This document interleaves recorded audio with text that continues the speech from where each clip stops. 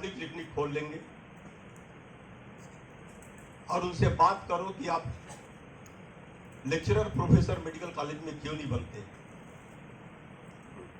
तो डॉक्टरों का कहना होता था कि हम जितने पैसे खर्च करके हम पढ़ाई में लगाए, हम बैंक से लोन लिए हैं,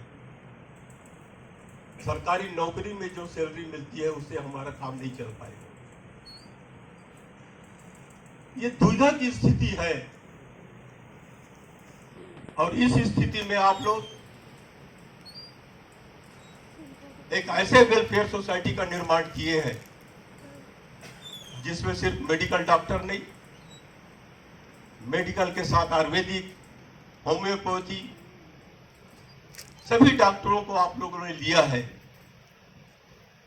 और जिस उद्देश्य से आप इस सोसाइटी में काम कर रहे हैं, क्या त्रिपुरा राज्य बहुत छोटा राज्य है और अधिकांश रूरल है, और रूरल सेक्टर में कितनी समस्याएं होती है आप लोग घूमते हैं तो अच्छी तरह मालूम है। आज मेडिकल इतना कॉस्टली हो गया है कि छोटे गरीब लोग या मध्यम वर्ग के लोग इलाज जब कराने जाते हैं तो या पत्नी का जेवर बिक जाता है या जमीन बिक जाता है। और ऐसे में आप अगर गांव में जाकर उनकी सेवा करोगे तो आपको भगवान मानेंगे। कितना भी करोड़पति रहे, एक समय आता है कि जब उसका परिवार का कोई व्यक्ति बीमार पड़ता है या हॉस्पिटल जाता है, उसके सामने डॉक्टर के चेहरे के सिवाय कुछ नहीं दिखता और हमेशा गिड़गिड़ाता है कि कैसे भी मेरे बच्चे को बचा ले। डॉक्टर एक भगवान का स्वरूप होता है और मैं इसी से आप लोगों से निवेदन करूंगा कि त्रिपुरा राज्य के गरीब आदिवासी भाइयों का आप सेवा करिए। और सबसे बड़ी बात है कि यहां पर जो ड्रग एडिक्ट हो रहे हैं, यह हमारे लिए चिंता का विषय है।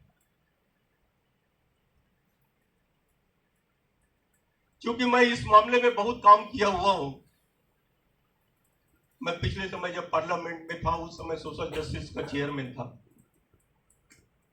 और ड्रग एडिक्ट के मामले में मैं कई स्टेट का मैंने दौरा किया। और पहले तो मुझे लगता था कि सिर्फ पंजाब ही इसके चपेट में है। पंजाब में जब गया, एक गांव ऐसा था जहां पर एक भी मेल मेंबर नहीं थे, सारे विडो हो गए थे और उन लोगों ने अपने गांव का नाम बदलकर विडो विलेज कर लिए। आप कल्पना करिए कि जिस गांव में एक भी मेल मेंबर ना हो तो वहां के फीमेल मेंबर की क्या स्थिति होगी। अगर अभी हम बच्चे को हम समझाएं, उनको सही रास्ते में लाएं, तो उनका भी भविष्य बनेगा, उनके परिवार का भविष्य बनेगा। अगर आप लोग ड्रग एडिक्ट मामले में अगर आप लोग आगे बढ़कर काम करेंगे, निश्चय ही भगवान आप लोगों का सहायता करेगा। मुझे आप लोगों ने आज आप अपने कार्यक्रम में बुलाए, मुझे कुछ विचार रखने का अवसर दिए, इसके लिए मैं त्रिपुरी डॉक्टर्स वेलफेयर सोसाइटी को बहुत बहुत धन्यवाद देता हूं और ईश्वर से प्रार्थना करता हूं कि जिस उद्देश्य से आप सेवा की भावना से काम करने आगे बढ़ रहे हैं, आप सफल होंगे। जय हिंद।